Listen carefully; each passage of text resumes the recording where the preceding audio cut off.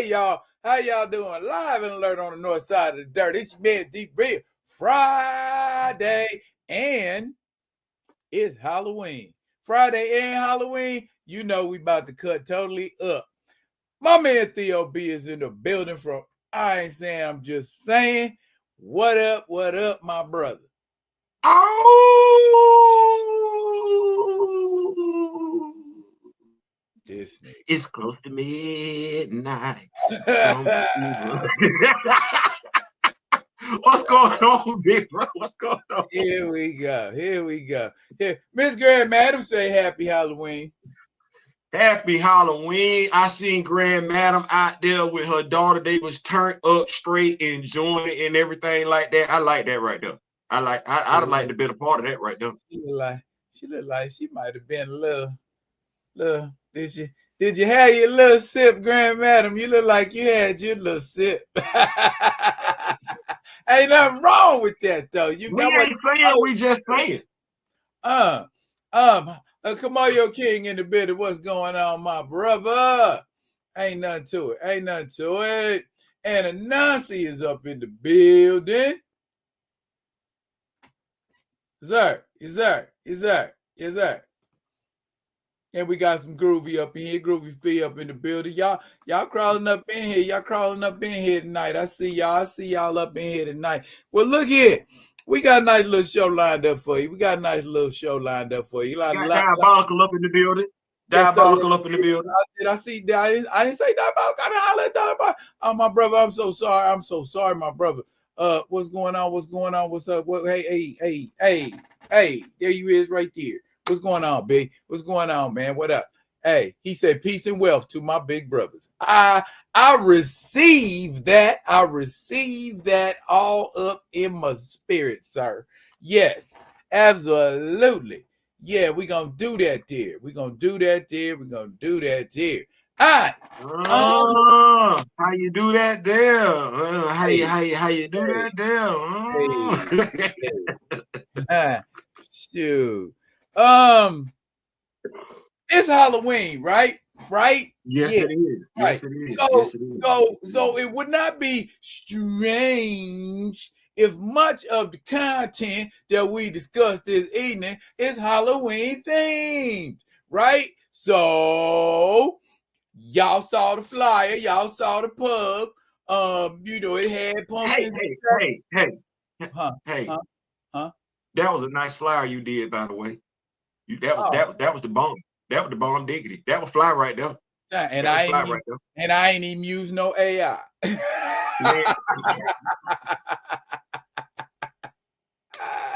That's all by hand. That's by hand, baby. Anyways, though, Halloween themed. But one topic came across the list that kind of sparked my attention. Number one, because I thought I did something on it before, but it is a topic worth digging into deeper. D'Onofrio and Duncan, Vincent D'Onofrio, Michael Clark Duncan. What you say? Well, the thing was, you did, but I didn't want to do it from a comparison standpoint. I wanted to do it from a why they both worked standpoint. Yes, that's why I said comparison, contrast. Yeah, why did they both work? Because they did. I think they both worked. Well, let it rip, brother. You wanted to do that there, so you lead, I follow. Well, you know how we talk about race swaps and everything like that, right? And we feel how we feel.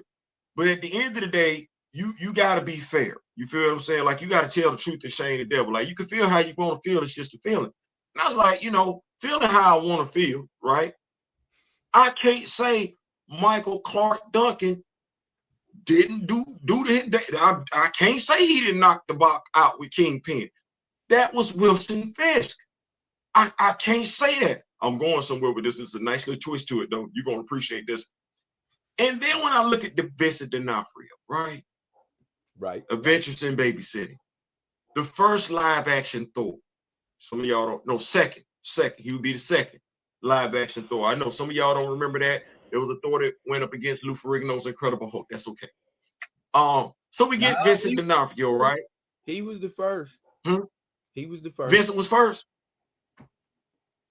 You sure? Because I was a kid watching The Incredible Hulk. I was a grown ass. I was in the Marine Corps with Vincent D'Onofrio, Danny Richards, and babysitting. That was a TV movie that was made after the series had ended. Right. Which was in the 90s, and Adventures in Babysitting came out in the 80s, late 80s. Okay, like I said, I hit the Marine Corps 87. So hey, I ain't for that. Like I could be right. I know, I understand. I could be wrong. So my thing is I'm like, Vincent D'Onofrio is giving us the kingpin. Like, no, I don't want no. That's him. And then I sat about it and I said, well, Theo, what is it about it? Because like I said, Michael's work. You know why Michael Clark Duncan version of Kingpin worked? To me, my opinion, could be wrong. Why? He didn't play a white version of Wilson Fisk. The way he talked, the way he had that little pinky ring on, like his mannerisms and everything like that, that's Wilson Fisk if he black. That's what African American, whatever that. It wasn't Wilson Fisk from the comic books. It wasn't. But respecting Wilson Fisk's demeanor, if he was a brother. If he was a brother. That was him all day. So it worked because it was like he was cool. He was cool. Like he was cool and calculating as the kingpin. What me and you would be if we was the kingpin. Cool brother and everything like that. Fly down. Then you go with a Vincent D'Onofrio. Why does that work?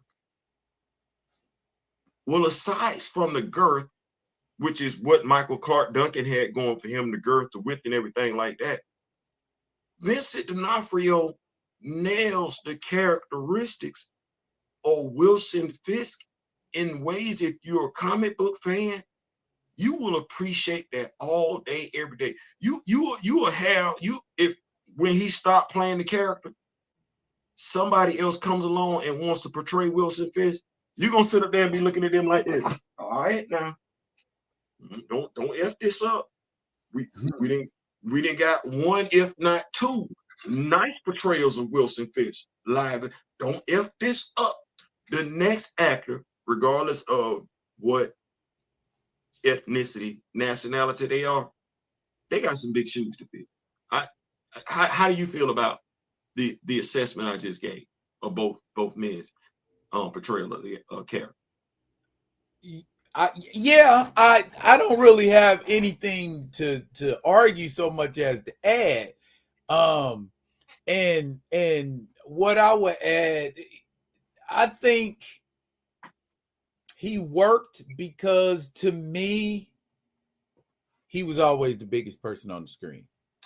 And whenever I read Spider-Man comic books, because that was my introduction to the Kingpin, was Spider-Man, and Kingpin being in Spider-Man comics, he had henchmen all around him, but they just looked like little fleas. You know, he was just standing around him, towering over him, looking gigantic. You know, you think he was the henchman, but then he sit down at the desk like, oh, that big old, he's in charge. You know what I'm saying? So, to your point, do you know how big Michael Clark Duncan had to be to make Ben Affleck look small?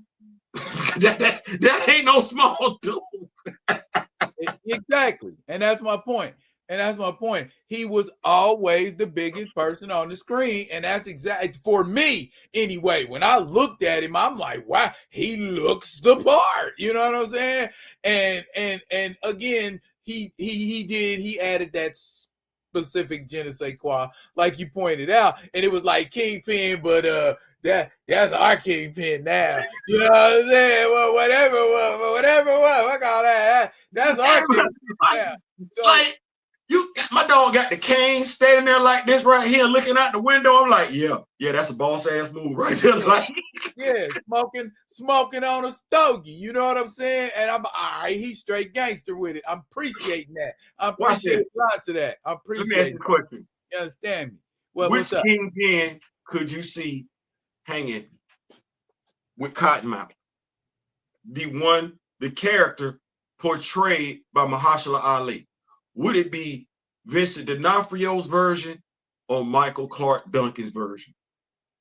When you say hang with him, what do you mean by that? Do we mean like physical contest, or do we mean no, not a physical contest, like interacting? Which ones could you see interacting? Vincent D'Onofrio and Mahershala Ali, or Michael Clark Duncan and Mahershala Ali? Like, I feel like he would gravitate more towards the Michael Clark Duncan than the Wilson Fisk, because I mean, he was like, I'm just big balling. I ain't trying to be the mayor. I'm just up here. I got fat dollars. I'm hiring assassins to do whatever I want them to do. I'm sitting up in this piece. What? You want to come? You can come roll with me if you want to. You know, it be sort of that type of thing. Cause yes. It was hard. I mean, you hiring folks to do your dirty work. You like that can throw straight. You know.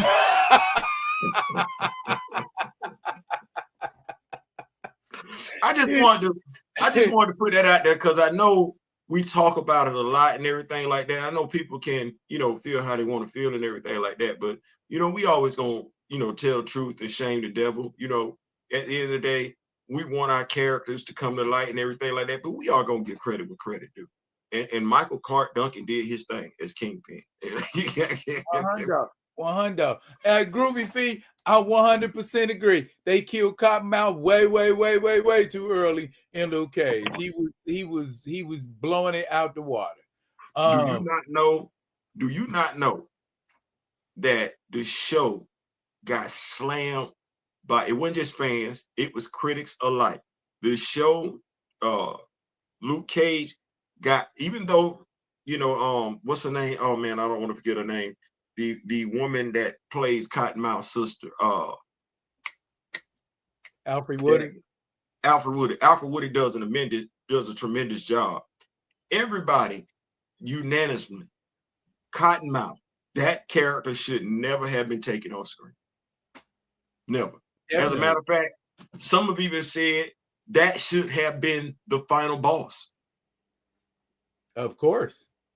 I mean, I think I've done several videos on Power Man 20 and 21, or sorry, 19 and 20, where he infiltrates this drug ring, this heroin ring, to get at Cornell Cottonmouth, which he does, but he got to stand by and watch all of this stuff happen, and people, you know what I'm saying, they like, you got to get evidence, Luke, you got to get evidence.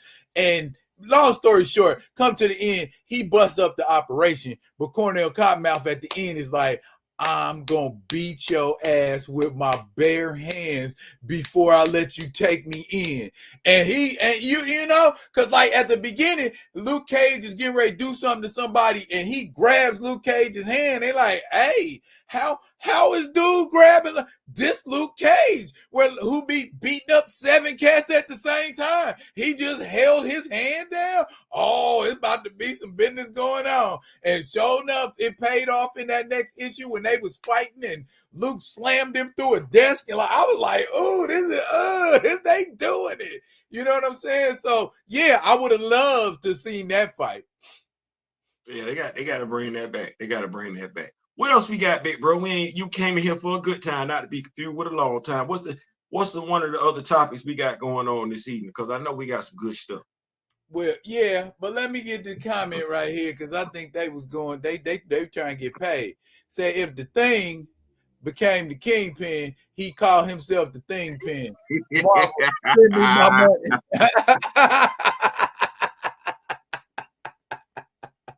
Hey, did you see my dog sitting up there in a white tux with a bow tie? I see him, boy. Hey, if Joe Fix-It can put on the James Bond tux, so can Ben Grimm, damn it. Yeah, it totally works. It totally works. You know what I'm saying? Oh, Hey, man. and Invincible, don't they got a dude named Stone? I think so, yeah. Yeah, my man turned into Rock. He's more like a Luke Cage if I was a criminal type. Yeah. Yeah, they do. Oh, Yeah, they do. That's funny. That's funny. The thing pin. I like that. Grand Madam said both actors had such a powerful presence, the race swap was irrelevant. Yeah. Because I didn't hear nobody say nothing. That was the reason. Another reason why I thought, like, you didn't hear nobody say nothing about, why don't you get your own character, y'all? Let's say no when that dude played Kingpin. Ain't nobody say woke, DEI, race swap. No. So I guess when it's a villain, it's okay. Yeah, you can play our villains all day, but if you wanna play our good guys, hold on a gosh darn second there, fella. Hey, you ready? I mean, I know what Matt did at the end of the movie, but pretty much had this brother putting hands on people that wasn't brothers and sisters. That's all I'm saying. Ain't nobody say nothing. Because he literally beat Matt's father to, sleep. Hey, he must have been heavy. You hop out a limo and it raise up. You know what I mean? I'm like, goodness, oh my goodness, that's a big brother. Yeah, Lord have mercy. Yes, Lord have mercy. I'm not trying to box with him. Man, listen, let me tell you something. It's some folks like I like Theo all day, every day, twice on Sunday.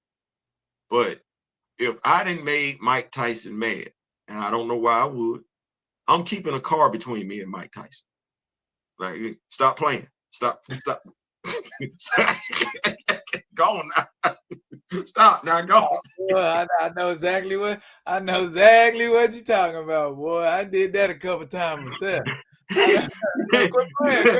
Good plan. You gotta know who you are. You gotta know your limitations at the end of the day. Like, that is Mike Tyson. Not doing that.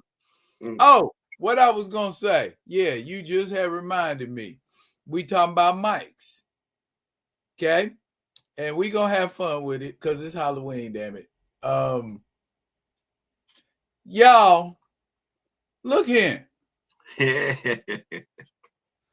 Me and Theo was in the back talking before the show, and we have come to the conclusion that Jason Voorhees and Michael Myers are the same person. Prove us wrong. Prove us wrong. Person, okay, they both like. What you say, Theo? They both like sharp objects. Both got a penchant for sharp objects. Both. They both like to hide their face. Both of them. They both wear utility outfits. Both of them. And they both like to be around teenagers. Both of them. Not BOTH, BOFF. Both of them. They don't never say nothing.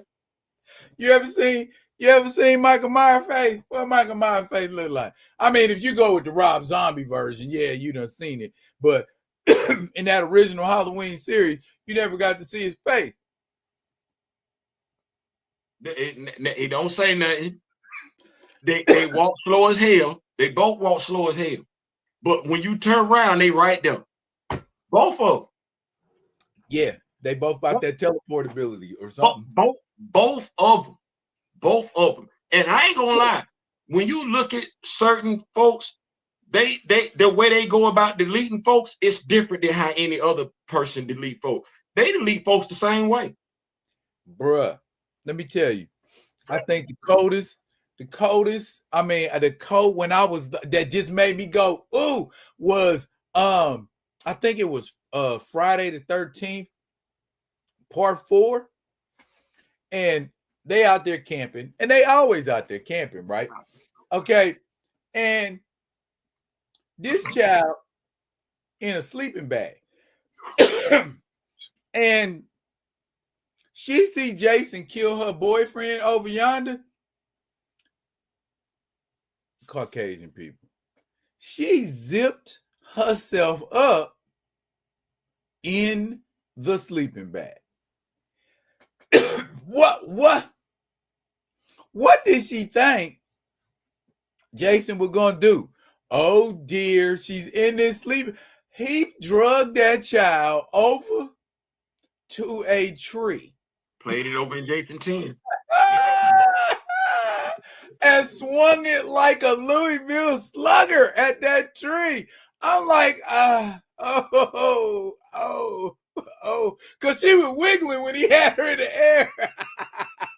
And when he said bam, all motion just instantly stopped. Watch this. Kamoyo say Jason Stronger got better hands than Mike, though. You know, I guess depending on who he fight. Because, you know. Are we talking collectively? Are we talking about all Michael Myers and all Jason? Because Jason is on a different level, I would say, but they both have exhibited superhuman stamina for sure. Yeah. I say this, like, I get it, you know what I'm saying? Because I was watching this video earlier today. What it is when we saw him as Jason, he never ran up on a LL Cool J. You know what I'm saying? He never ran up on a Busta Rhymes. But we do know both of them have a proclivity for brothers getting off in their yam case. Can I say that? Like, both of them have a hard time with brothers. Like, they have an extremely hard time getting us up out of there. Like, I want to say that's a weakness with both of them. Because even with Jason had a brother on the roof. Would you call it a hard time, or they just gotta adapt? They have to adapt. I don't know. All I know is because the brother that was getting in Jason Gris, as I recall, didn't he get his head socked off? He did, but watch this. He ain't on LL's level or Buster's level as far as like physical proclivity. Like, he who he was, but he was undersized. You know what I'm saying? Like, these some big dudes, you know what I'm saying? And but he had that little dude had Jason on the ledge. All he needed was one more. Our mother mind said he ain't going to tank deep enough. What y'all talking about out here in the comments? Michael is scarier to me. What's scary? I mean, look at them. He have 8. Jason have 8 up. You know what I'm saying? He might, but if they the same person, Michael Myers is have 8 up too, right? He just got on a different mask. Watch this. Friday the 13th. What's that? That's one. That's a number 1 and the 3, right? Right. And then you got Halloween. That's the 31st, ain't it? Yeah. ain't 3 and 1 in them numbers? They just inverted, right? Yeah. I'm just saying, you never, like I said, they delete folks the same way. You never see them in the same place at the same daggum time. And both of those days are spooky as hell. Halloween and Friday the 13th. If it's the only time the dude come out. I'm telling you, it's the same damn dude. There is, Paul Martin, you asked an interesting question. Did they ever fight each other? The answer is yeah and no. There is a death battle, if you like death battle, between Jason and Michael Myers. Cinematically, they have not met. Jason and Freddy Krueger have met one another, but Michael Myers and Jason have never met each other cinematically. And that's what we're talking about here. Cinematically, they ain't never met each other. So, there. It's hard to make a movie with somebody fighting themselves.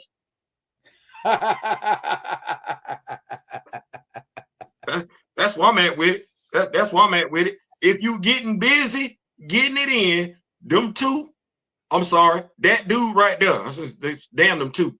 If you getting it in with somebody, that dude showing up either on the 13th or the 31st, he coming. You good if it ain't got no 1 and 3 involved in it. Or Michael Myers or Michael Myers, Jason Daddy. I look, somebody gonna have to tell me that ain't the same person. I've been said that's the same person. They both got that little scary ass music too.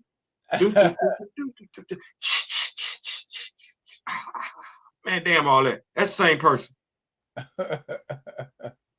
Did you know, Theo? Did you know that Kevin Bacon was in the very first Friday the 13th? I believe so, because I think I took my young ass to the damn movie theater. What was wrong with us? We was babies going, you know, hey mom, I need the ticket. We're gonna go. We was going to see because we was going to go see this. They let me in. You know what I'm saying? If you let me in, that's on you. What was wrong with our generation? Bro. Generation X, bro. I mean, we the generation raised ourselves. So that's why we trying to relive our childhood. Cause damn it, we was grown at 9.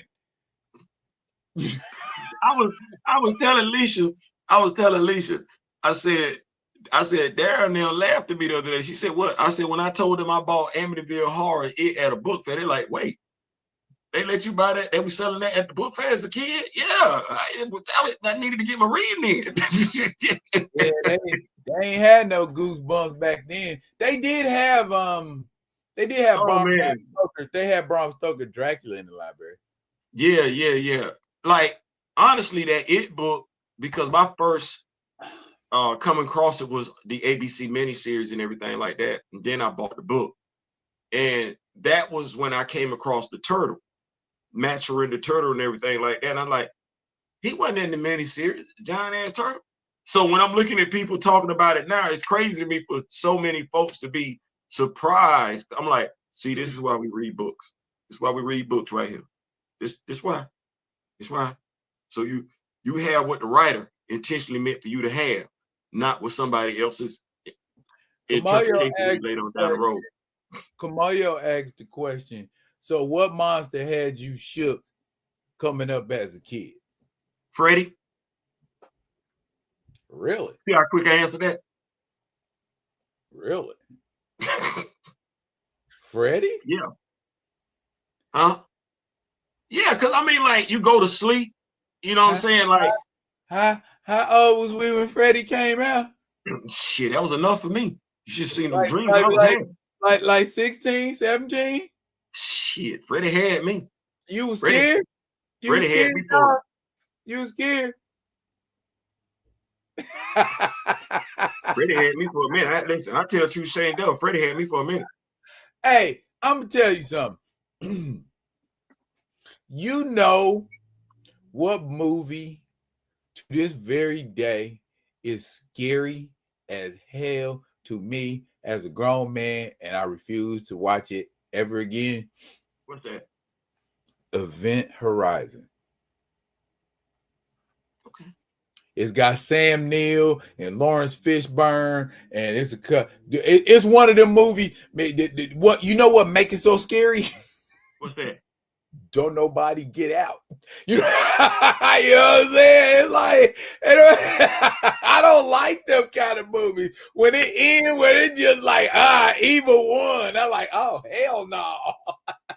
That's what makes you go home or go to bed with that bad feeling, because evil won.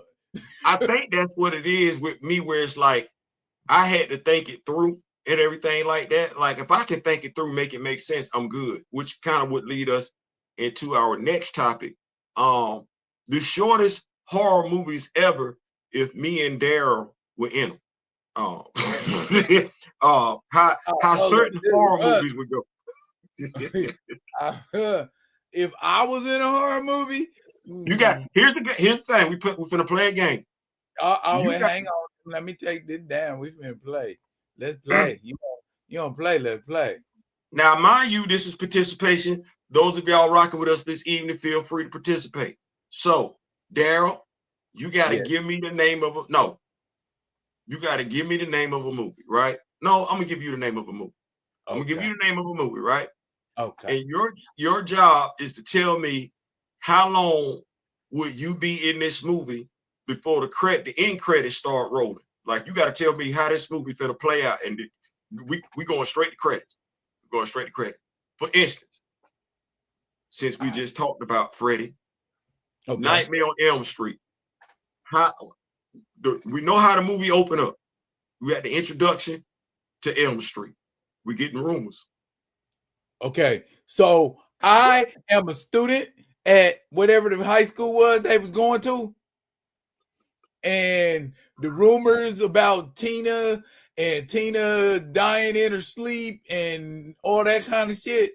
Okay, the very first time, I don't remember exactly when it was, the very first time you saw Freddy interact with somebody outside the dream, like going up the ceiling and then with the very first time I saw that happen, I'm on a Greyhound bus, I'm skateboarding, I'm hang gliding, I'm jetpacking it the hell up out of there. Watch this. Because we know there were adults that deleted Freddy, right? Right. But he was taking it out on the kids. Right. So we remember that movie with Richard Pryor, Stacey Dash, back in the day when they was moving. Yeah. Yeah. Okay. So you ready? I'm approaching this from an adult perspective. Okay. I got a brand new job. It's in Springfield. Crazy, because all kind of stuff always pop off in Springfield. So I already got a question. And then they gonna say, we got a new house for you and everything.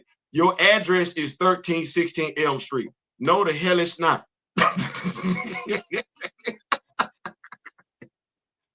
I heard about Elm Street. Hey, are y'all redlining? Are y'all trying to redline me? Well, Mr. Butler, this is what we got for you. No, the hell you don't. Matter of fact, I don't even like Springfield like that, considering the rumor I didn't read circulating through town. I'm gonna stay where I'm at. Roll credits. Roll credits. Okay. I got a movie for you. All right. Okay. Now we understand there are situations in horror movies where you can get out, but it's going to be difficult for you to do it. Now, here is one of the most difficult situations, being you, Theo B, as a black man, potentially to get out of. Now, I am going to go over into the realm of sci-fi horror. How long would you have been in the movie The Thing? You remember The Thing? But wait, hold up. Y'all in Antarctica. I don't give a damn. Let me tell you something. I done had one time to see that damn thing, right? Damn trying to kill it. Where's the nearest? You risking polar bears, dog? Man, listen. See, first of all, you ready? See, this is what folks don't understand. They're asking me this question as if I ain't seen The Thing 1 and 2. No, the prequel came out after the first one. Yeah, I saw. Yep, I seen that. So there was a snow station near the hell by. Yes, the hell it was. There was another snow station near the hell by. What I would have done, and these motherfuckers had a helicopter. See, I ain't even want to cuss. No, bro, I'm peacing out. I'm like, oh, hell no. Hey, bro, no. Like, I ain't trusting nobody. If you ain't running with me, I ain't seen you get, like, you ain't get touched. And I don't even know if I'm letting you run with me at this particular point in time. Bro, I'm gone. I'm on a snow plow, a snowmobile, stuff. I'm gone. And then when I get to where the other station at, just so we understand, I'm looking at everybody. I was like, who can get us the hell up out of here? Who can get us the hell up out of here? And I got a 9. You know they ain't been absorbed. Bruh, I'd have felt better with that damn thing in my rearview mirror. I'd have been gone. Okay, so you wouldn't feel no kind of moral obligation whatsoever to keep that thing from reaching a populated area? With what? You could burn it. You know Everything. what? I want more fire than what they had. I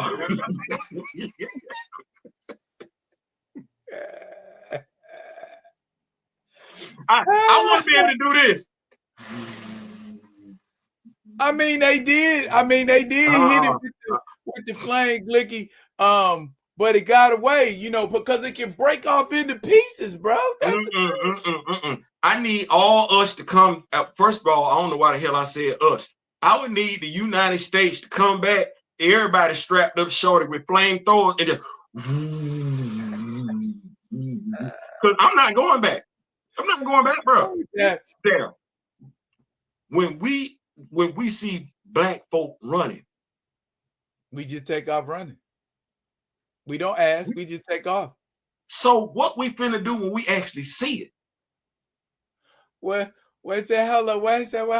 Diabolical say? He said, I'm with Theo. Somebody got to live to tell the story.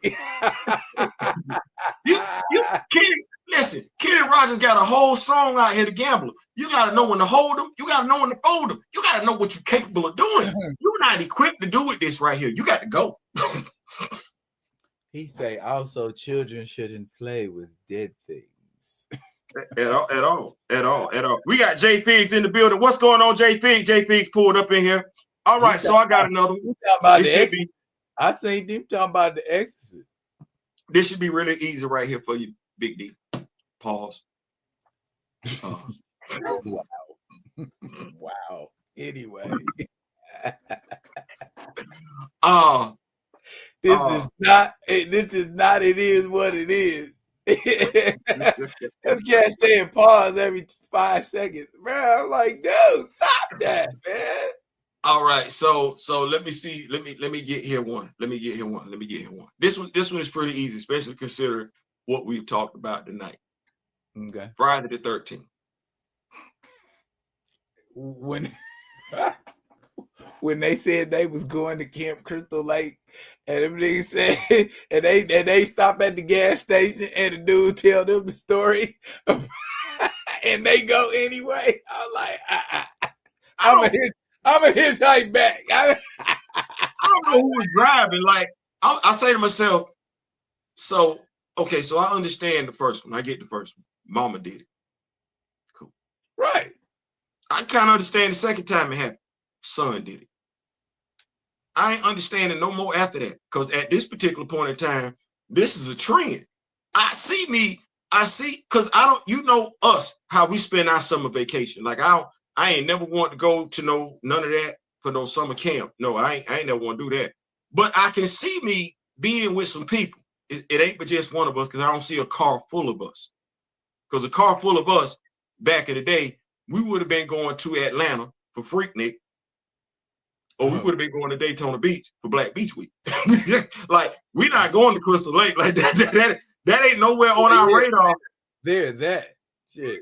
Ain't nobody trying to, for what? Yeah. So the first time somebody would have said, hey, y'all, what y'all want to do for spring break? Go to Freaknik, Black Beach Week, or Crystal Lake. But just first and foremost, I'm picking the Black Beach Week and Freaknik, just off the rip. But me being who I am, because we read back then, we read papers. We was reading newspapers back then. I could see me looking at the newspaper and be like, flipping it down, be like, the hell y'all talking about Crystal Lake? You mean the place where folks getting popped left and right, deleted over and over and over and over and over and over and over again in some of the most excruciating ways? Oh, hell no. Credits would have started rolling right then. Nope. Right there. Count me out. Bro, we could have been in the RV. The RV would have did a U-turn right then and started heading down south. Are you reversing in the middle of the... Yes, I am. Ain't no way. Okay, so I got one for you, because you gave me a science fiction. That was dirty. It's horror, though. It is. It is. Okay. I got it. Life. Oh, hell no. Nah. I wouldn't even win. Nah, I wouldn't even win. Woo! My dog said hell no. Oh, that's the one where the thing was moving around and got on his. Oh, no, dog. I ain't. Nah, that we going where? Hey, bro. They got me with Ryan Reynolds. Ryan, you know, I like Ryan. Ryan went in there offering to be Mr. Captain Save him. Don't save him. They don't need to be saved. Don't save them. Hey, fun black horror fact. Did you know that the movie Critters 4 featured none other than Miss Angela Bassett in 1987? Did she make it out? Did the queen make it out? Oh yeah. Cause I'm asking because I thought about something. I think it was 87. It might have been 92 or something like that. Right around in that era where people was wearing big hair and mullets and stuff. She and they had stuff like trimmers and critters and things like that. So yeah. I thought about life. Oh my goodness. Can we talk? Kamoyo, this is Kamoyo. I'm not finna crash.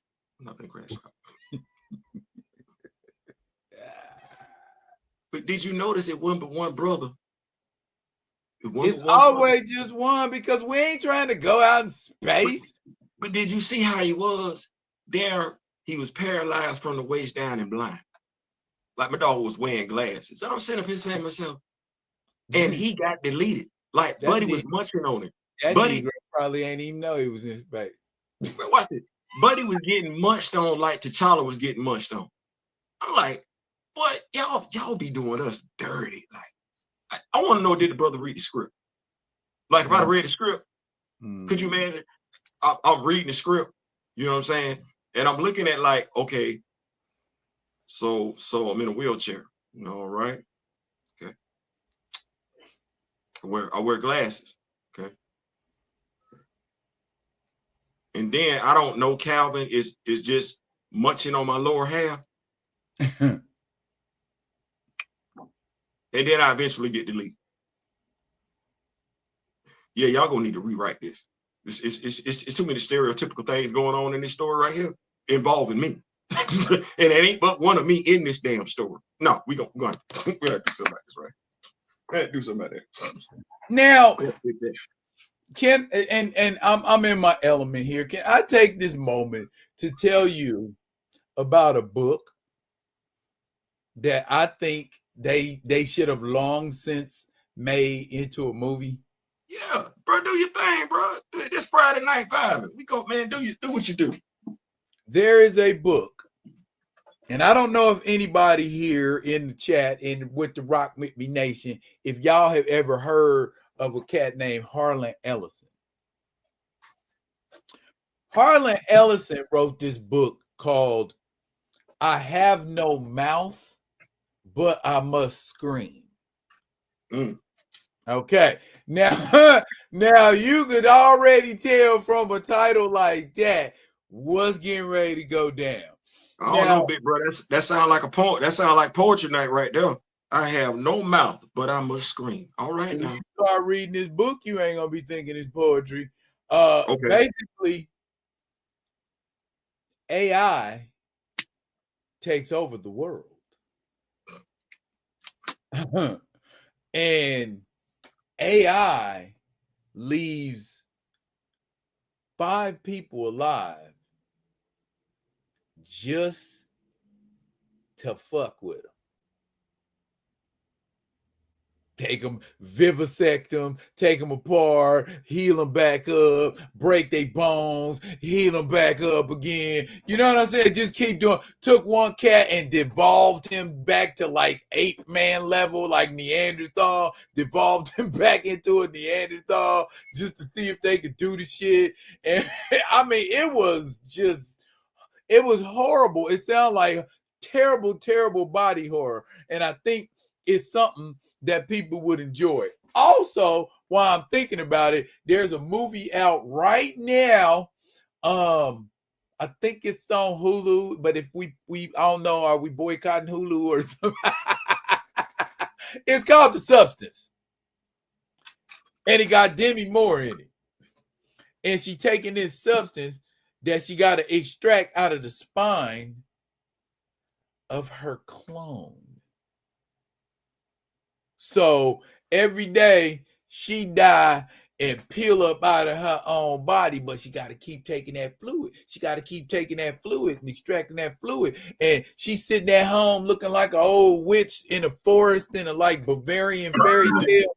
And bruh, it's creepy. It is hella creepy. I'm like, good job, Demi. She did a good job with the makeup where they got her, man. I've always liked her as an actress and everything like that. I've always liked Demi. Dude, she had. I ain't even gonna tell you.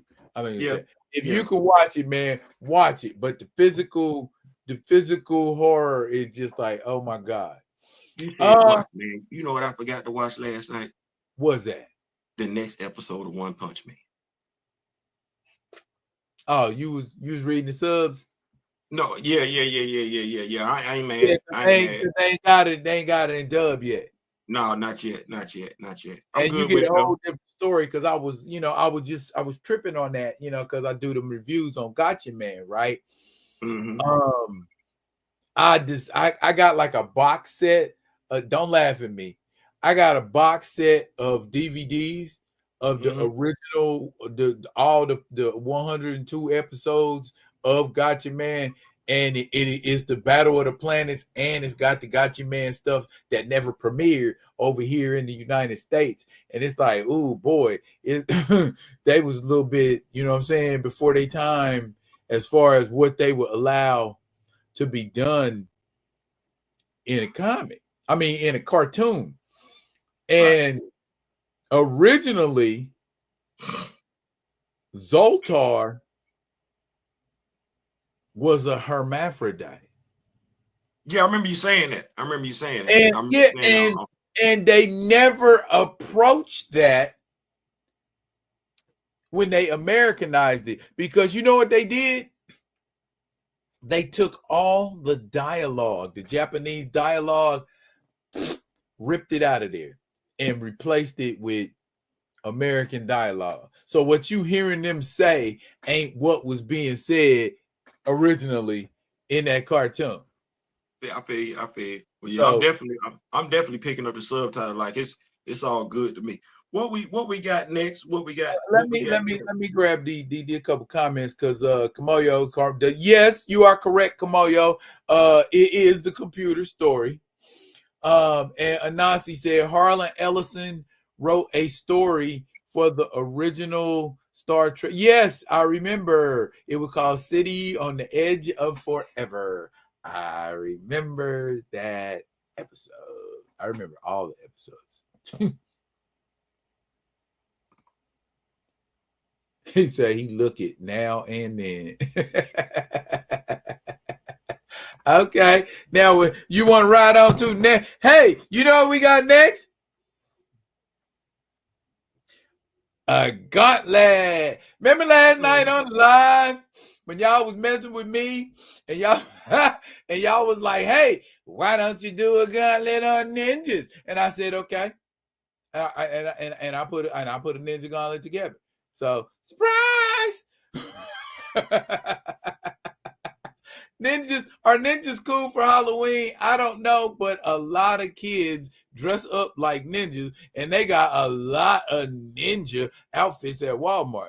Whether it's Power Ranger Ninja, Ninja Force, or just straight up ninja, it's ninjas galore. But I don't say that because I'm trying to pump ninjas up, and I might not be. But we wanted to pit a ninja into a ninja-based gauntlet. So I recall saying Strider, and Strider hear you from. Is everybody familiar with Strider? You remember the video game Strider? It was a side scroller. My man had a sword and he'd swing it, and the arc could, go a little further and cut folks up, and he could climb on walls, and you could bank off of walls and jump and be like, ha, ha, ha, and get up to the next level.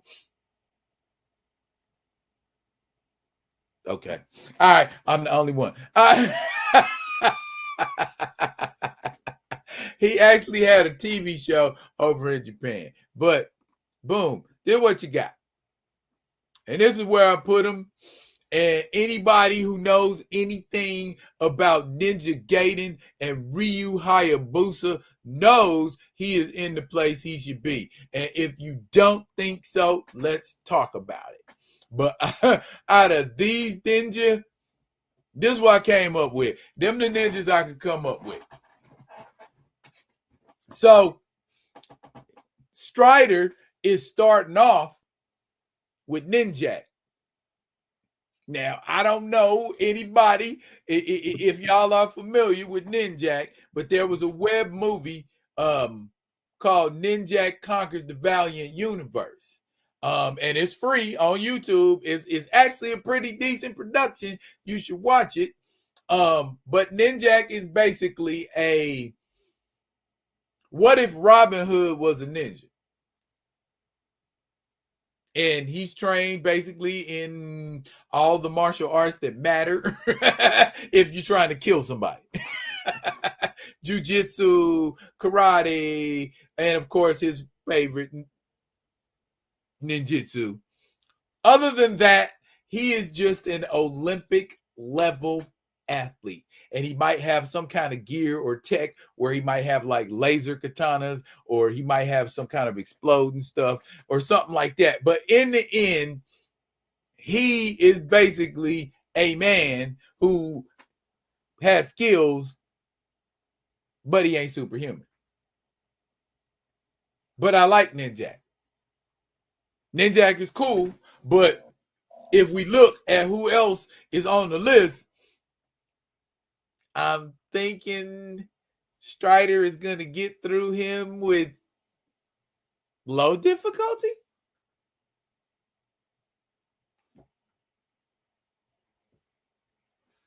I ain't seeing nobody saying, oh, Juju's in the building. What up, Juju? What's happening? Jay Figure said Ninjak clears. Ninjak isn't the one in the gauntlet, sir.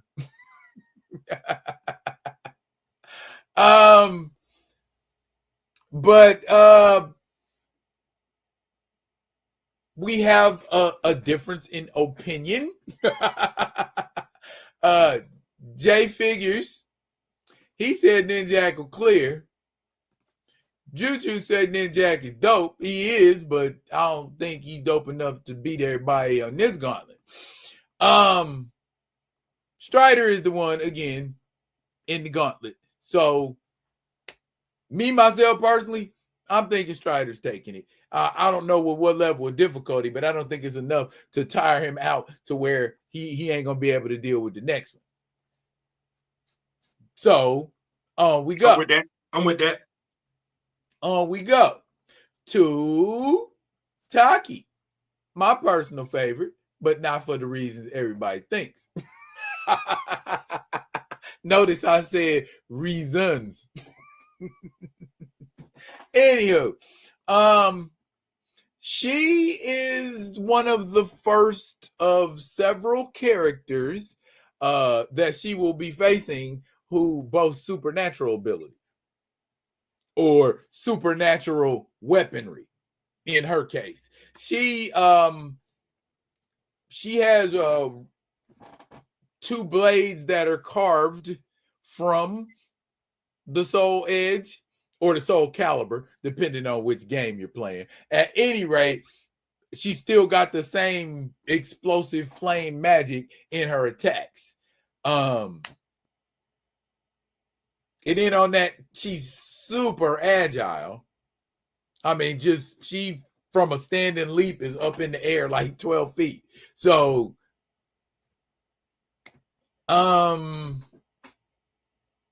I feel like Strider can handle her too. And I like Taki. And y'all know I like Taki. I don't see him going past. Who up next?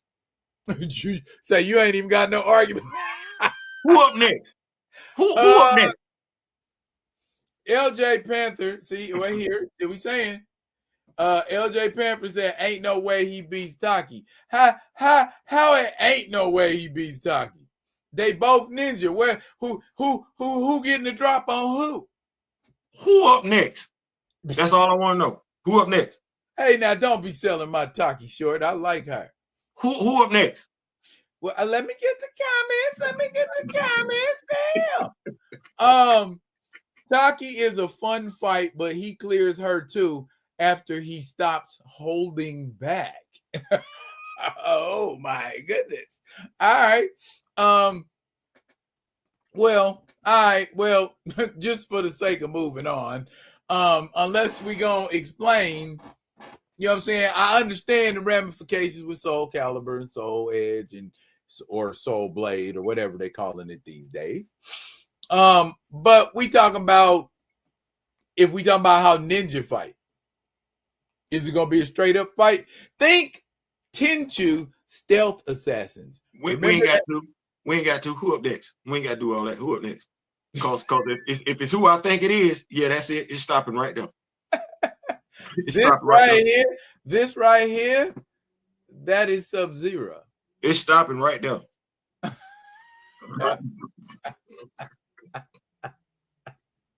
Now, do we remember everything that Strider can do? It's stopping right there. Right there. Right there. No, you know what? Don't ask me. Don't ask us, do we remember everything Strider can do? Do we remember everything Sub-Zero can do? Yes. Okay, stop it right there. That's my dog. That's my dog. That's my dog. Beat his ass, Craig. Beat his ass. I mean, I'm kind of cheering for Strider, but you can cheer for him. That's okay. I'm sitting here and I'm thinking about it, and I'm like, oh yeah, he can do that too. I'm a Steelers fan. It's okay. It's okay to cheer for somebody that you know about to take an ass whooping. It's okay. I like to see people get through gauntlets, but now that I'm looking at it, I'm like, man, I don't even know why you put that dude on there. You talking about the dude that will freeze you and then pop back over right behind you just to break your ass down? And he's also a ninja. He say, LJ Pamper said, we can keep going because I don't see him beating nobody else.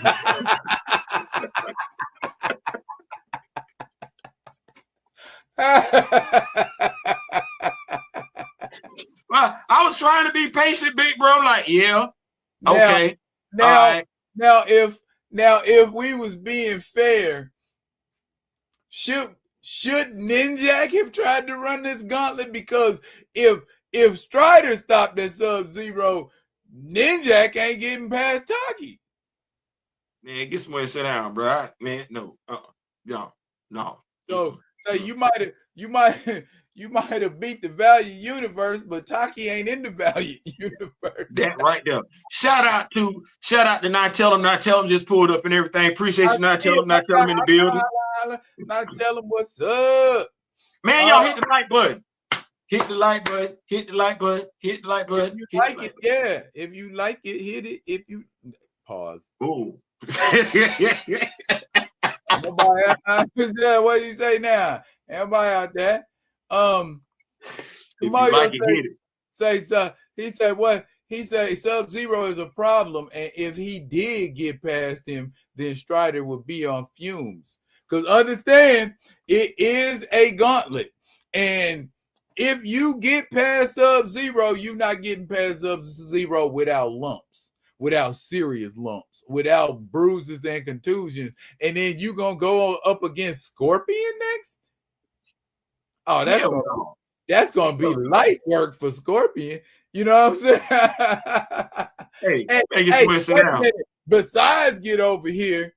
Don't Scorpion teleport? Yes. Oh yeah, that's a wrap. That's a wrap. That's a wrap. And you mess around and swing on his shadow form. He ain't even know. I mean, but let's be honest though. If we talking about the best possible version of every one of these characters, they could very well watch each other. You could put them in a gauntlet and they could watch each other. You know what I'm saying? Because if we talk about I mean, seriously, if we collectively, if you get all of not just Strider's game, but he was in Marvel versus Capcom and he had some crazy abilities in that, and then they had a remake of Strider. Then, man, come on now. I ain't a Strider fan, but I'm a Strider fan. You know what I'm saying? I ain't gonna hate on it. So I think let's get a fan what they're looking for. You got another gauntlet, big bro. You got another gauntlet. You got another one. Well, it ain't so much a gauntlet as it is a comparison and contrast. Well, let's get into it. Okay. Halloween theme. Let's get into it. Let's get into it. Yeah, it is, dog. It's Halloween theme. It's Halloween theme. We were talking about Dracula. That's Midwestern for Dracula, as in the Romanian vampire lord. Yeah, I just say Dracula because I don't feel like we doing it like that. Then time out. Wait, you ready? Hold on, we ain't doing it like that. Well, y'all Darren feel like he gotta do something. We got another subject. I was gonna go grab my Dracula. I was gonna go grab my Dracula. My big bad toy store Dracula. You ready? We got another, y'all. What it is Daryl and I and Mr. Smith have stuff laid out because we're going to be using action figures. And so this Dracula just happens to be sitting right here. Okay. Let's go that way. He just happens to be sitting here. He's not out for that reason. But we're going to spend the block on that later on. We're going to talk about what Big Bro's getting ready to talk about. Okay. Thank you. I don't want to throw no shade on no character nobody love. By no means whatsoever. This is not that type of format. This is purely for fun. I ain't bashing nobody's characters. Please don't go back and tell nobody that. You know what? Here's the thing. We like all the characters, but some of them we like more so than others. That's just a human nature and everything like that. And that's that technically that is bias, you know, but I'm just saying it's all in fun for me. And that's why I tell people all the time about power scaling, bro. Don't take that shit seriously.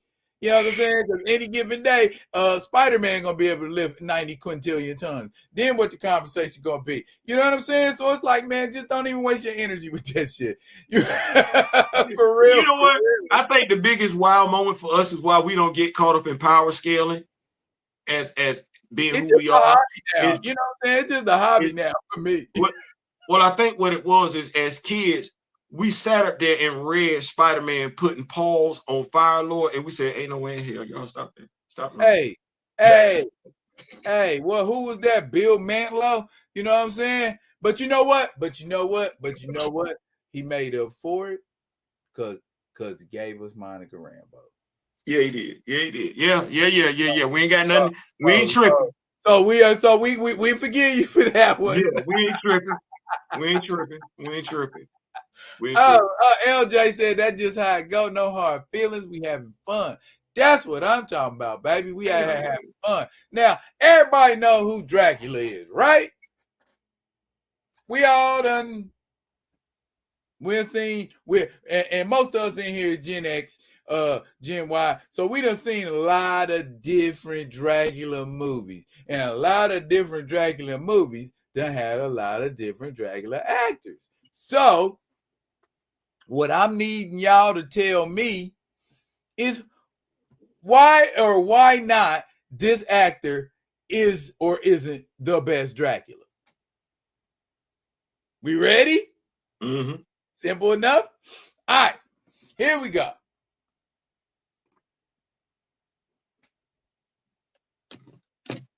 That, for those of you that don't know or got to put your glasses on, that is Christopher Lee.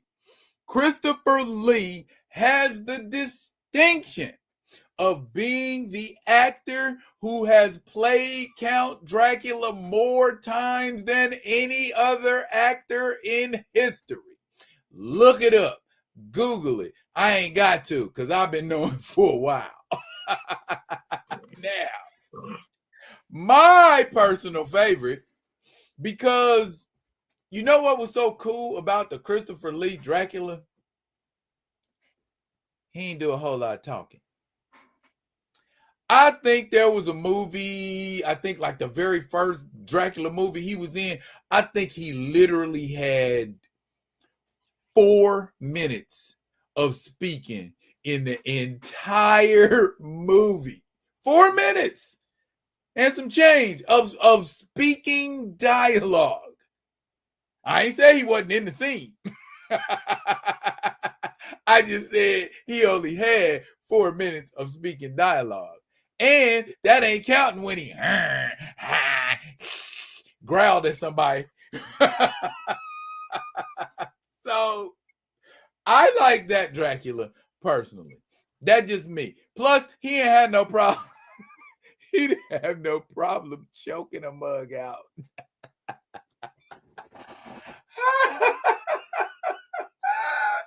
Oh, he would just grab mugs and choke them. And it looks so scary because, like, man, Christopher Lee is like 6'6". You know what I'm saying? And you got this big old 6'6" dude choking you out. Oh, my goodness. So, that's my choice for Dracula. So, we can move on. What about that one right there? For those of you that don't know, that is Bela Lugosi. Bela Lugosi is the first actor to portray Count Dracula. Now, y'all, this threw Daryl off a little bit. Now, this is my Dracula. And the reason why this is my Dracula ain't for the reason most of y'all gonna think. It's not. Okay. I grew up as a huge Abbott and Costello fan. That's what that was when I was growing up with my mother in Bronx, New York, South Bronx. I would get up every morning and Abbott and Costello would come on. And one of the things that they had was Abbott and Costello meets Dracula. Abbott and Costello meets the werewolf. Abbott and Costello meet the mummy. Abbott and Costello meet the creature from the Black Lagoon. Damn it, I believe Abbott and Costello met Frankenstein and Dracula at the same damn time. And I was like, so I've seen more movies with Bela Lugosi in it because of that. Wolfman, don't forget the Wolfman. Yeah, Wolfman. I'm more familiar with Bela. I've seen him more often as Dracula than the rest of them. So that would be my Dracula, Bela Lugosi. Okay. So he has presented his reasons why he likes that Dracula. I just recently watched this because, you know, October, I'm watching, you know, different kind of horror movies all month long. And I watched it because it's on Amazon for free if you want to watch it. I feel like for what it was, at the time it was good, and yes, they did, LJ. They met all of them.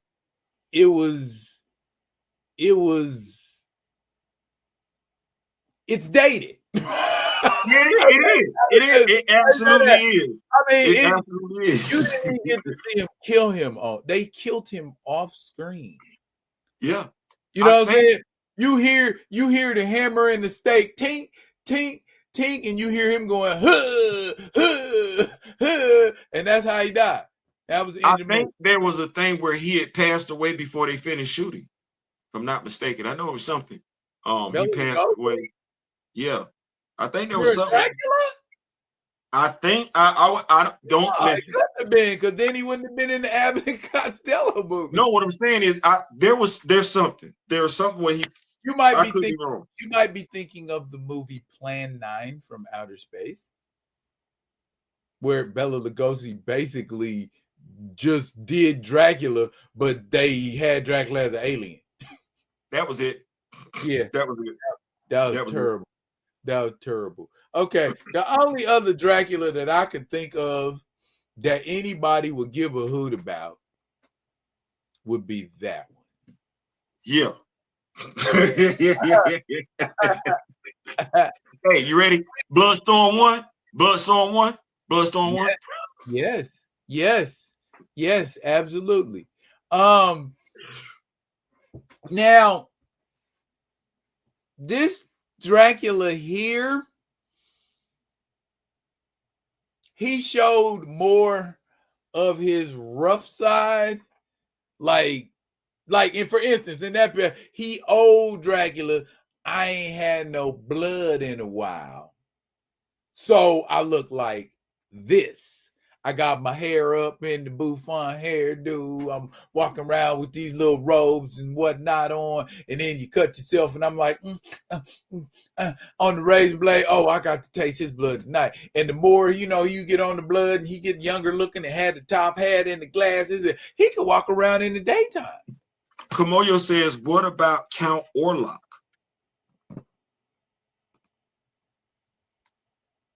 What about Count Orlok? His name is Orlok.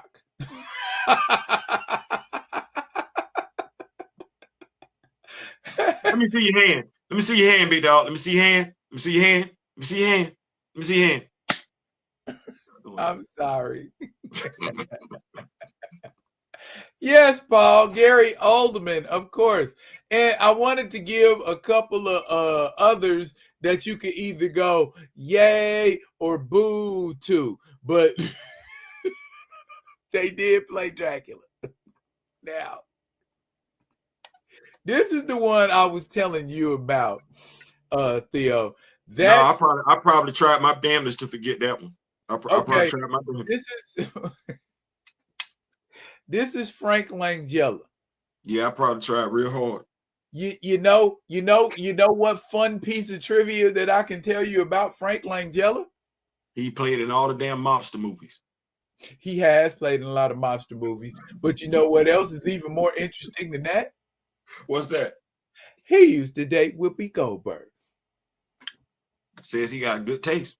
So yeah. So anyway, let me not act like that. Let me, cause I don't think he the only one that did that. I think Diana Ross was dating a dude that was Italian, and if I'm not mistaken, she had babies by one. Yeah. They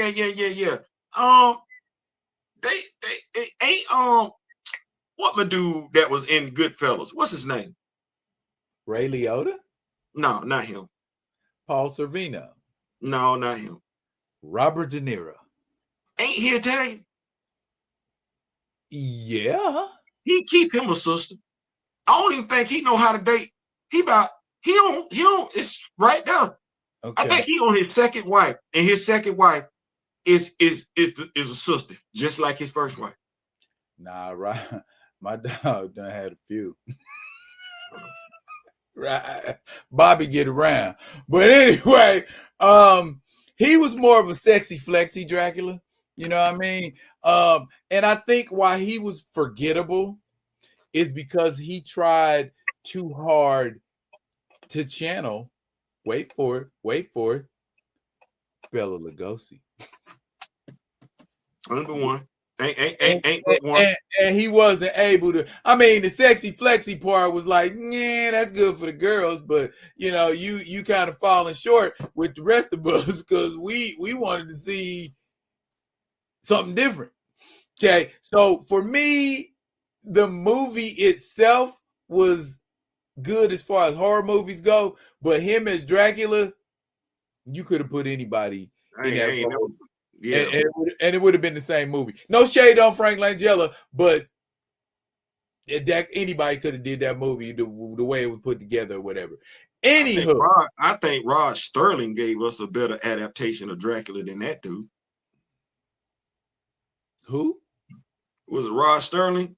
Night Watch or something? Rod Serling? Yeah. Then he have a show called, it was a series. It was literally a series about Dracula. Cannot remember what it was. Well, I'm gonna let you marinate on that while while I go to this one right here, which I think is a little less memorable. Now I see somebody, Paul Martin, ding ding ding. See, Paul Martin remembers George Hamilton as Dracula. Dark Shadows. That's Barnabas Collins.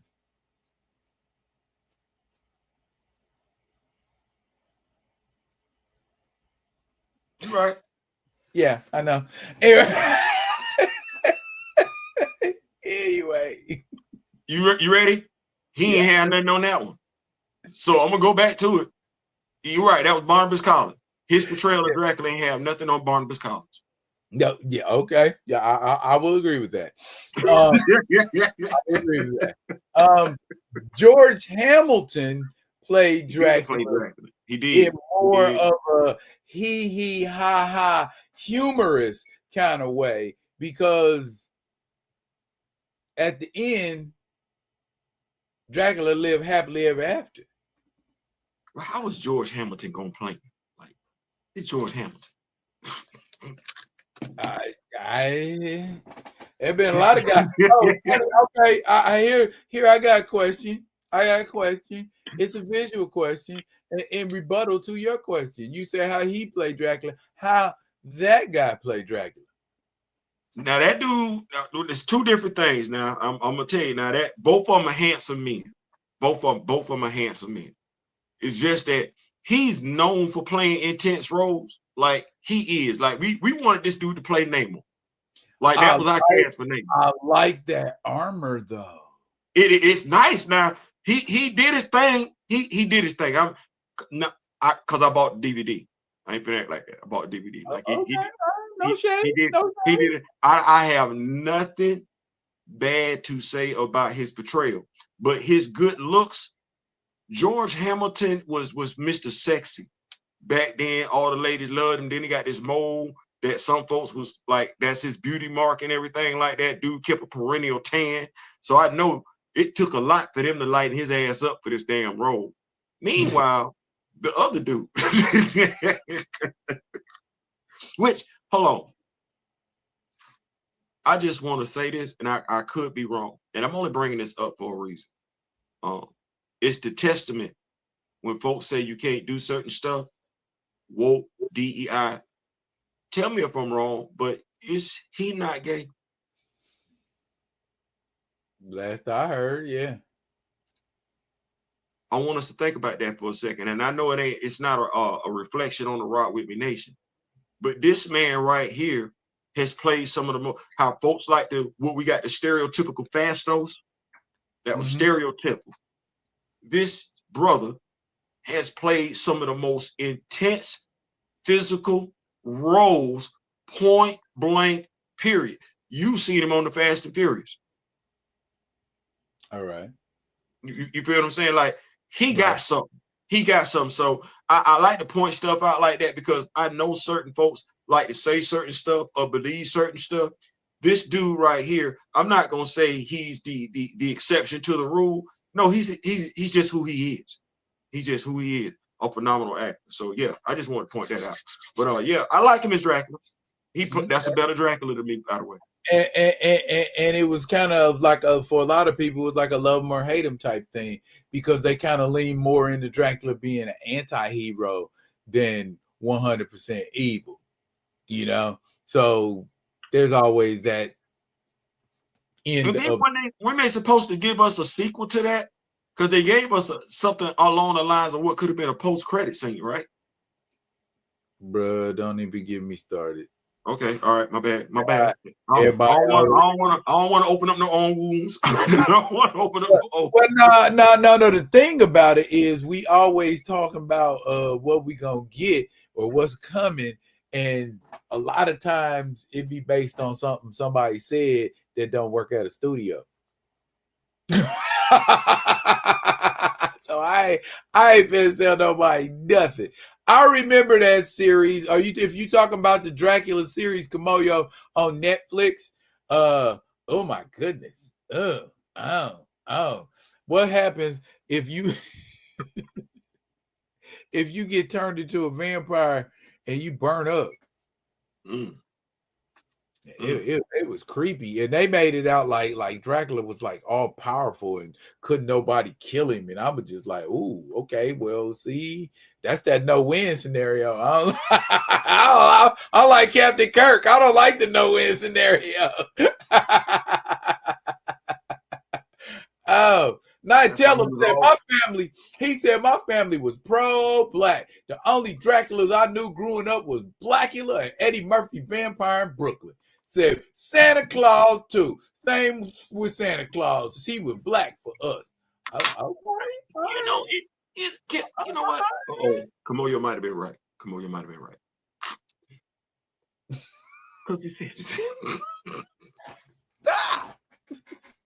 it. I'm not going to. I'm not going to. I'm gonna approach it from a comedic point. I'm gonna approach it from a comedic. Let's do that. I just find it odd, just the sense of ownership that folks be having. Like, I'd be like, they'll say something wild on social media, like immigrants and everything like that. Just say some stuff like that. Be talking about food stamps, and I'd be like, you realize you not from here, right? Like, you not, because you say you white. This ain't your home. This ain't your home. A dude told me, I'm American. No, they ain't got nothing to do. No, where you from? Where your people from? Because if what you saying is white is why you own America, a color, well, hell, we all own America, regardless of what that color is. No, we're not doing that. No. Dude did not tell me where he was from. I don't think he know. Yeah. Well, programming is a monster. He ain't respond. I just find that real odd. Folks that's claiming they white feel like they own America. You're not from here. You can't own America. No, you can't. But Dracula can own Transylvania. Paul Martin has a Dracula-based question. He said, which live-action Dracula do y'all think was closest to Marvel's from Tomb of Dracula? For those of you that don't know, that is the Gene Colan drawn Dracula with the real paper thin mustache and the goatee, and he was undeniably evil and didn't give a damn about humans because they was his food, except for the one he married. So I guess Dracula, in a way, was kind of down with the swirl in Marvel. But anyway, yeah, which live action actor I'm looking at Christopher. Are we talking about visually? Are we talking about mannerism? I mean, are we just which one? If I'm off the top of my head, if we talking about any Dracula, it ain't got to be none of the Draculas that I just showed, right? Because you didn't show Chris, did you? Did you show Chris? You didn't show Chris. I showed. That was the very first one I showed. You're right. But the one I'm thinking of, if he talking about which one reminds me the most of the Tomb of Dracula, I don't know the actor's name, but he played Dracula in Van Helsing. I know you're talking about. I know he did. That was nice. Now, and the reason I say that is because, like, his transformations would be fluid and he just like turn into something and then turn back. And if you think back to them old Tomb of Dracula comics in the 70s, Dracula come through the window with his head and he's still kind of like half fog and jumping in there and he talking to somebody, you know, while he turning back, you know what I'm saying? And that's kind of like, oh, that was kind of Tomb of Dracula-ish, you know what I'm saying? So I see Kamoyo, like I said, agrees with me. The Dracula from Van Helsing.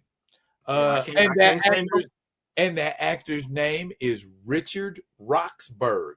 Thank you, Kamoyo, for that swift. Yeah, you can be the shell answer man, dude. Yeah, there, Paul. Richard Roxburgh reminded me of Tomb of Dracula. Yeah. All the mannerisms, the machinations, and didn't give a F about nobody but himself. Yep. And watch this. You know, we like to talk a lot about T'Challa's IQ. This dude wasn't stupid. No, he wasn't. I'm like, he had all kind of. Hey, I mean, I know it was a salute to Universal Monsters, but I'm like, dang, when did Dracula do being undead give you a high IQ? Look, my dude was on it. My dude was plotting and playing for real. Paul Martin said that was the only Colan art that didn't make me rich. You and me both. I mean, he had runs on different books, but I don't know. It just Dracula worked for him because Dracula was fluent. You could draw Dracula fluid, and you know, but when you drawing Daredevil fighting somebody, I mean, I know it's a different take. I just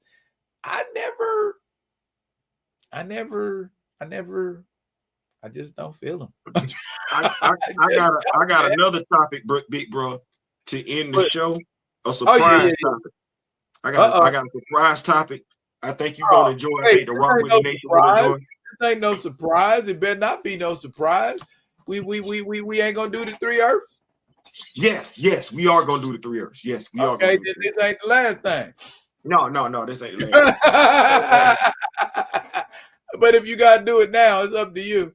You want to do it at the end? I didn't forget what it was. Don't worry about it.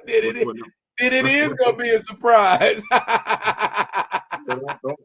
Don't worry about it. God dang, I can't believe I forgot about this that fast. No, here it is.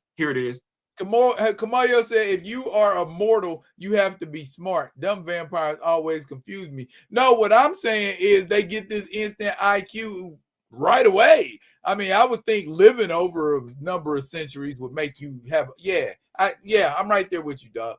But what was you going to say, Theo? I got you right here, big bro. Because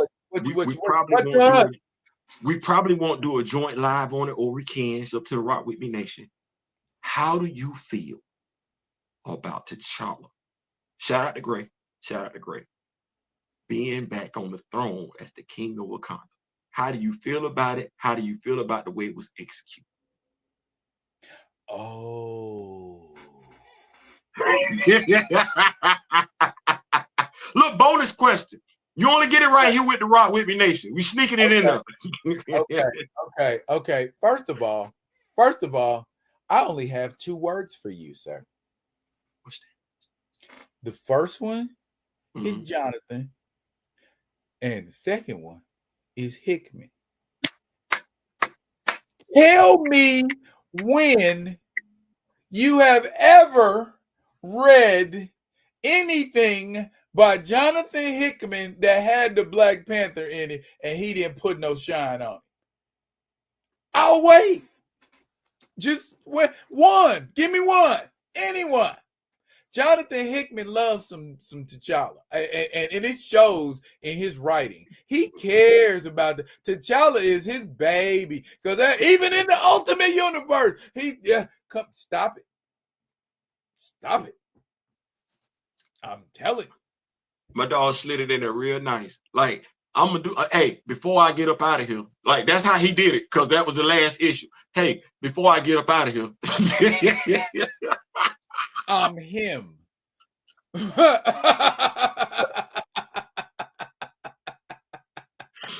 Hey, cause you ain't even thinking he finna do nothing like that. You ain't thinking that's his move. You ain't thinking he got no stake in it or nothing like that. Hey, before I get up out of here, your boy back on the throne. Y'all welcome. Hey, I can hear my dog saying, what the dude say, what Russell Simmons used to say on Def Comedy Jam. Thank y'all for coming out. God bless you. God bless you. Good night. Oh my goodness. My dog sneaked that in there real nice. I'm saying to myself, did the editor pick that up? Because the way Shorty. Wait a minute, Paul Martin gonna make me take it there. All right. You say Hickman is yes. Okay. Yep. But please don't ever think that's the criteria for making, any kind of story, because there have been just as many black writers that have put that shine on them as it is white ones. I would say probably the first writer to really put shine on T'Challa was a white guy. Yeah, you hear what he said? Hickman walked Ayodele. Kamoyo says Hickman walked past Ayodele and plucked him on his foot. Not trying to do that. I just liked it though. I just like the execution because one, we read it and be like, oh, okay, we talk about it on the review, but it's really a standout moment. And shout out to Jonathan Hickman for it to be so casually done. Because Shorty's just having a conversation with her brother. Because he like, for whatever you want, my king. And we used to Shorty talking like that, whether the dude been sitting on the throne or not. He like, the crown is heavy enough. You ain't got to say it like that. Why did you take it back then? Okay. You're gonna let us somebody gonna have to tell us how that went down. I would like to read the story. What's going on with Prime Minister Folasad? I'm sorry. I think it's just Folasad at this particular point in time. I don't think that she's Prime Minister anymore. Nah. So yeah. She done been she and her cabinet have been dissolved. Yeah. Listen. Mr. Hickman, if you want to tell that story, we more than willing to pick it up for you. I ain't lying. We got it. We got it. For these people that talking about prose novels, and they want to see a prose novel with T'Challa. Me too. I would love to see if Jonathan Hickman can get down like that. Yes, absolutely. I would love to see it. But I like when people come together and talk about things like this. I thank y'all for being a true nation. Thank y'all. Give it up for y'all. Thank y'all for being a true nation and vibing with each other. It ain't that hard to do. Ain't that hard to do. Can I do this, big bro? Can I do this? We at the hour 32. Can I do this real quick, big bro? Oh, give me 1 second, big bro. Give me 1 second. Do it. Because it ain't gonna take us too long to do the three worlds thing. I'm really excited about that. And I know we told y'all that it was gonna be centering around this character right here. Ooh, and she's even Halloweenish. Oh, yeah, that's Lilith. And she's more than Rock with me, nation. Rock with me, nation. Rock with me, nation. Got something for my brother. I think my brother already got it though. But I just wanted to do. Yeah, right here. Hang on.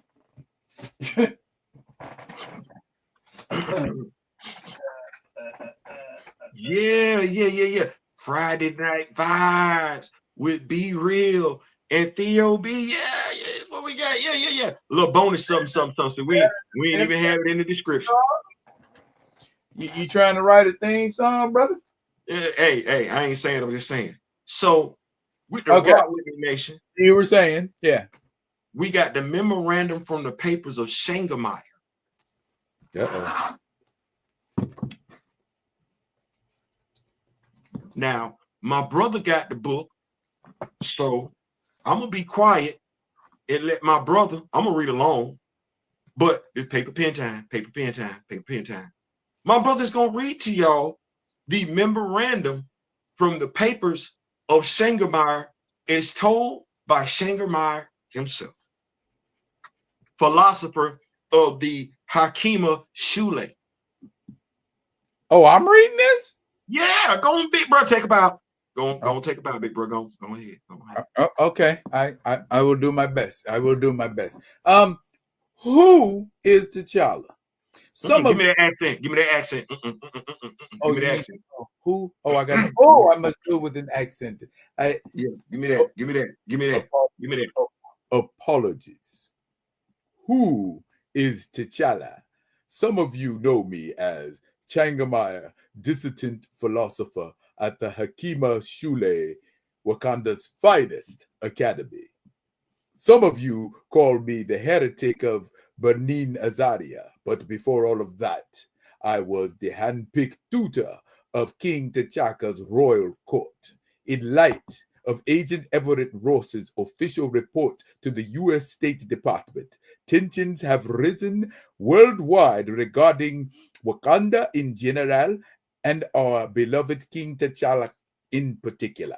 It is my opinion that Agent Ross was allowed too much unfettered access. Even a trusted friend can inadvertently damage our security with their flippancy and careless use of words. But the crux of our dilemma within our nation and in the eyes of the outside world is the fundamental misunderstanding of the answer to one simple question: who is T'Challa? There is no denying that T'Challa is a complex figure. What makes him so is that he is never in flux, a man in constant re-evaluation of who he is. So the answer to our primary question keeps evolving. Everyone reckons with him as a ruler, as a hero, as a member of a royal family, but no one considers the man. No one considers the weight of the expectations of his people, his nation. No one considers the toll his failures take on him or how he manages to move forward despite them. In the light of the threat the Black Panther represents to the world, according to the narrative of the West attempts to push, I was tasked with compiling stories, our stories alongside theirs, to get a better measure of the man. We want to get to the heart of the king, so again I ask, who is T'Challa? Damn it! Damn it! That's what I'm. Damn it! Damn it! Damn it! Damn it! Damn it! Damn it! Thank you. I try sometimes. Damn it! I didn't even want to look at the damn camera because I just wanted to just let me get that right there. Let me get. Well done, big bro. Let me re-up my wine, bro. See? Well done, big bro. Well done. Thank you, man. I'm scared to do this one right here. I work hard. I work hard. I'm scared to do this one right here. The life of a thespian. Let me do this one right here. I'm gonna do my best Everett K. Ross. Oh no. Joint Regional Strategy, Bureau of African Affairs, Executive Statement and Overview, prepared by Everett K. Ross for public release, Grade 2 Attaché from the State Department's Office of the Chief of Protocol.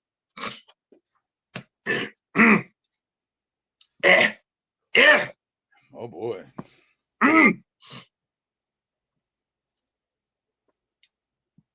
Who is the Black Panther? His name is T'Challa, son of T'Chaka, and he's both ruler of Wakanda and chieftain of a spiritually based warrior panther cult. He is the equivalent of the Pope, President, head of Joint Chiefs of Staff, rolled into a set of high-tech underoos. I was assigned as attaché by the State Department to accompany him whenever he was in the U.S. Anytime the Black Panther was stateside, he didn't get to just wander about unescorted. The entire alphabet of agencies wanted to know what was going on in Wakanda. Since the dawn of time, the African warrior nation has sent would-be interlopers in home in body bags by the will of the reigning Black Panther. That's the other thing. Though the Black Panther was a hereditary title, one still had to earn it. Only candidates who had special training from childhood could qualify. However, once a year, anyone could challenge the king in a trial by combat, an ancient Wakandan holdover ritual that served as the idea of meritocracy. Let me state what should be glaringly obvious up front. The Black Panther isn't to be confused with the rest of the superhero spandex set. With him, we're talking about a king, a Black king of the African nation, not just any nation, but one with exclusive resources and advanced technology. The country's cultural evolution, fueled by vibranium and the subsequent superior tech, blurs the line between spiritual and technological. Understandably, the country poses a threat to U.S. national security. Wakanda's concentrated wealth alone makes it capable of being considered a threat. Wakanda's superpower, super intelligent king alone is capable of being a threat. Sure, Wakanda's monarch is prone to dive out of windows in cat pajamas, but he's also a walking minefield of domestic and global racial politics. I was ordered to submit this summary brief because Black Panther scared the world. He made the mistake of reminding everyone how terrifying the Black Panther in Wakanda can be. The Black Panther brought the world to the brink of war, almost collapsed its economy. He unsettled his enemies, allies, and even his own country. T'Challa was educated in Europe and America, earning a PhD in physics. It's a popular narrative that Africa in general, and Wakanda in particular, is divorced from Black folks here in the States. But it's my belief that the Black Panther understands Black American culture without being assimilated by it. Taught to restrain his emotions from an early age, he possesses what I like to call an urbane stoicism. The royal court instilled in him the discipline to stay ahead of everyone. His father drilled in him to stay 2 steps ahead of his enemies and 3 steps ahead of his friends. This was so ingrained in T'Challa that even stated there was an indignity to being caught unaware. It's funny how many folks never took the Black Panther seriously. Even during his initial adventures on the cool kid squad known as Avengers, he remained in the back of the group photos like the kid destined to be picked last on a team that included Norse gods, super soldiers, and green juggernauts. That's his favorite strategy. T'Challa lives for people underestimated. Misdirection is his second favorite. Whatever you think he's doing, he's actually doing something else. He has the world's greatest poker face, with or without the mask. Despite the stretched Lexus LS 400 and Armani silks, like his namesakes, he's about stealth and working from the shadows. I wonder if he's destined to ever know true happiness. He's an idealist too noble for his own good. I'm not convinced anyone has a beat on who he really is, not even him. But I do know this. He knows what he has to do, and he always has a plan. And it begins with waking up each day and choosing to fight for his first love, Wakanda. That could be better. Definitely better. I thought it was a white guy.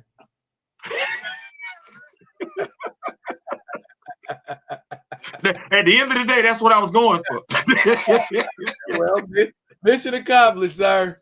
Mission accomplished. Now, that was fun.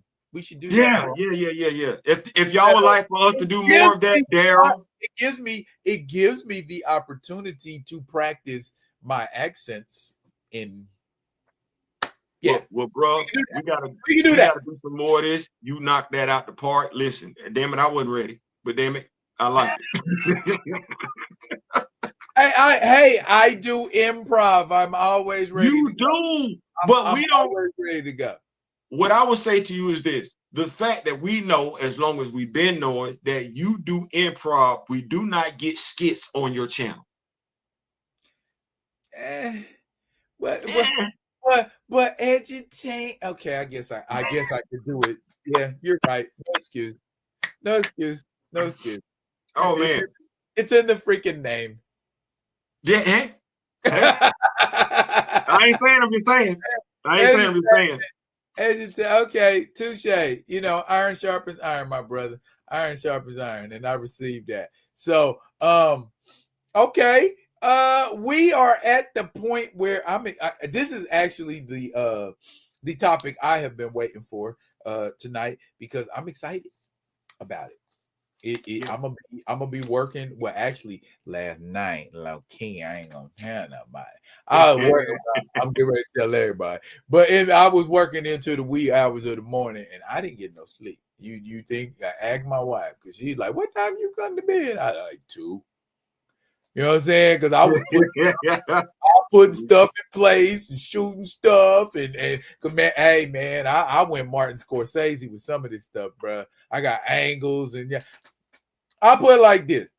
After I get off of this, after we get off of this here, I'm gonna put up She Spawn versus Bloodletter. Okay, that's what's up. That's what's up. What's up? Yeah, so y'all go because I got my little things. I got the little bullet, the gunshots that fit into the hole of the guns, and yeah, man, I got the little pew pews, and yeah, I had fun with it. But a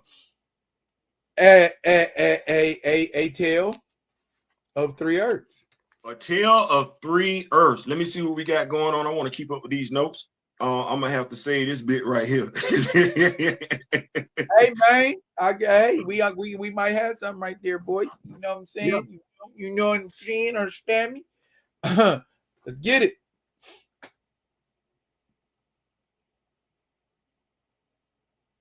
A Tale of 3 Earths. So one of the things I had to do is I had to go.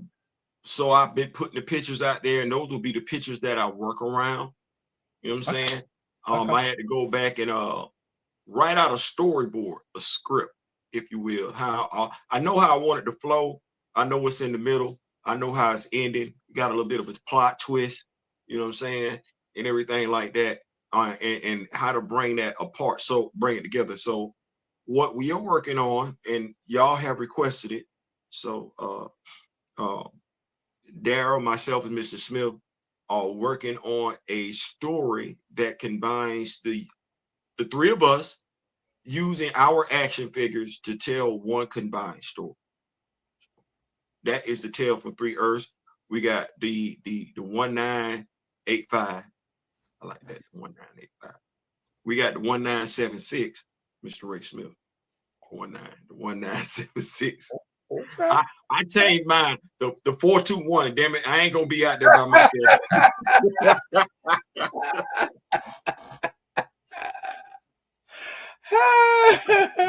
Oh man. So we're having fun doing it. Y'all have asked about it. It will be, it's going, I'm as Daryl said, he's taking his pictures, I'm taking my pictures. We looking at angles and everything like that and trying to make sure we got what we need. Nothing is off, is sacred. Green screens will be used, dioramas will be used, products laying around the house will be used. Nothing is safe. Hey man, I'm shooting stuff all weekend, bro. That's all y'all getting all weekend. It's the action figure stuff. So hey, if you love it, you gonna get more of it. What I can tell you is that the working name for the videos is called First Blood. And that's huh? I ain't saying nothing. I just growled. Yeah, that's the first. It kind of like tell you, give you a little bit of what's going on in the story. First Blood.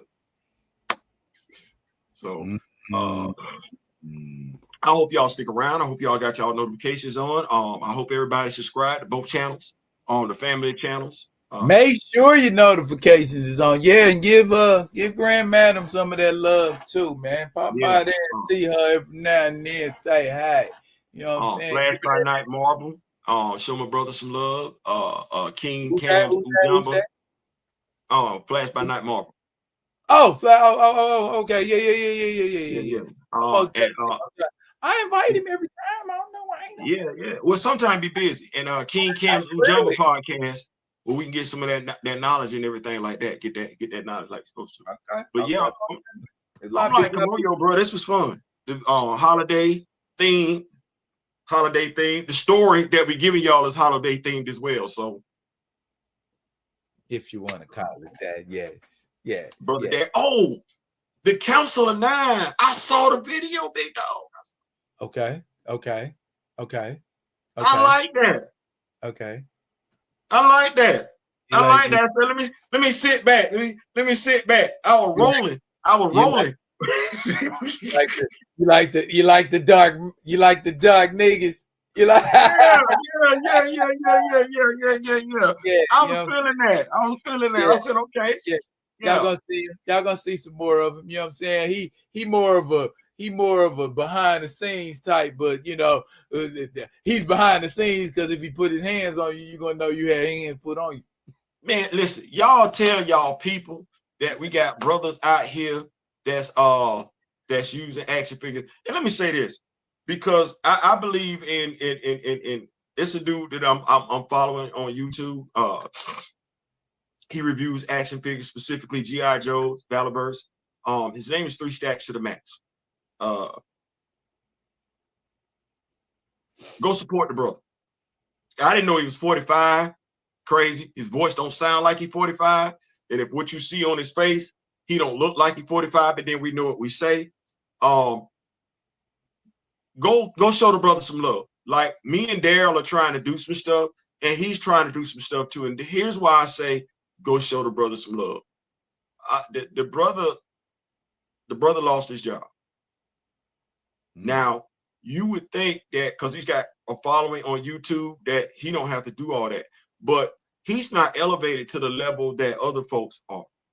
And we talk all the time about imagery, representation, love, and loyalty, and everything like that. Go show that brother some love. Go show that brother some love. If you're an action figure head and everything like that, hey, go follow him. Go follow him. Go subscribe to him and everything like that. Tell him much love from the Rock With Me Nation. We're going to continue to show up and support, because I'm like this. As much as Daryl and I are trying to get paid doing what we're doing, he should be getting paid to do what he's doing. He should be earning enough, as much as he's invested, showing love to Hasbro and Valorverse. Knowledge being dropped. That got to come back. And the only way we do that is uplifting one another and everything like that. So his name is 3 Stacks to the Max. I think it's 3 DASTAXX. 3 Stacks. Type that in there. Go show that brother some love. But that's all I want to put out there. Okay. Oh, okay. All right. Well, like I said, y'all know what's coming from me is this weekend. I action figure. Action figure. What you action figure? Hey D, what you action figure? So would you action figure? Well, I will be bringing to y'all Imperial issue 4. And I might just do it as a short because I think we've already talked about it, so ain't no really need. But if you want me to get into it, let me know. Hit me up, let me know. But I think between myself, Daryl, and then tonight's show, we've talked about Imperial enough to get what we want to get up out of it and everything. So aside from that, Georgia plays Florida tomorrow. Big Dog going to get his hair cut tomorrow. Not off, just the fade. Got to get that. And what Daryl said, action figure. Action figure. Period. There you go. There you go. You got a compliment. There you go. There you go. Got a compliment. You got a compliment. Oh, appreciate it, bro. Appreciate it. Yeah, appreciate love. I appreciate anything y'all come through here and do, man. Y'all could be, what they say, you could be anywhere else. Because there are lots of choices out there. And you have chosen to rock with us and the Rock With Me Nation. I effing salute you. You know what I'm saying? And it is my pledge. I will try to bring you quality stuff. You know what I'm saying? And if I ain't, let me know. If y'all want me and Daryl to link up on more Black Panther Declassified, let us know, because there's some nice stuff in that book. I just recently cracked it open because I'm tired. I done had this book by almost like 2 years and they opened it yet. Oh no! It's a bunch of stuff in there, man. It's very informative, and it's some stuff that you can hit these folks upside the head with. That's out here conversating like they know what they know, and they don't know what they know. And it's like, did you know? And you know what I'm saying? Between that and Karama Horns joint, hey Karama, that's all the info you need to slow them down in their tracks. For sure. Well, all right, y'all. We almost at the 2 hour mark. Look at you, big bro. What you say? What you say now? I said we almost at the 2-hour mark. This is a nice show tonight, big bro. It was a nice show tonight, and what we say? What Carol Burnett say? I'm so glad we had this time together. You know, I'm Gen X. So you talking about Carol Burnett, but look at y'all. Catch us on our respective channels. Catch my brother Theo over there. I ain't saying. I'm just saying. He got a live going every 5 minutes. So you pull up, man. Pull up. You'll miss it. You know what I'm saying? Yeah, he just like it's Tuesday. I'm going live. Oh, wait. It's Christmas. Before I forget, y'all go check out the post that I put on the channel. A dude on Instagram dropped an X-Men meeting table. I'm saying go on over there, go look, because I go look at the post because I put his information on my YouTube page. Go look at the post. That's a nice table. Say less. I ain't saying, I'm just saying. That's it for now, y'all. But fret not, I'll be coming at you with another one of them other ones. And until I do, y'all be good to each other. I'm sideways.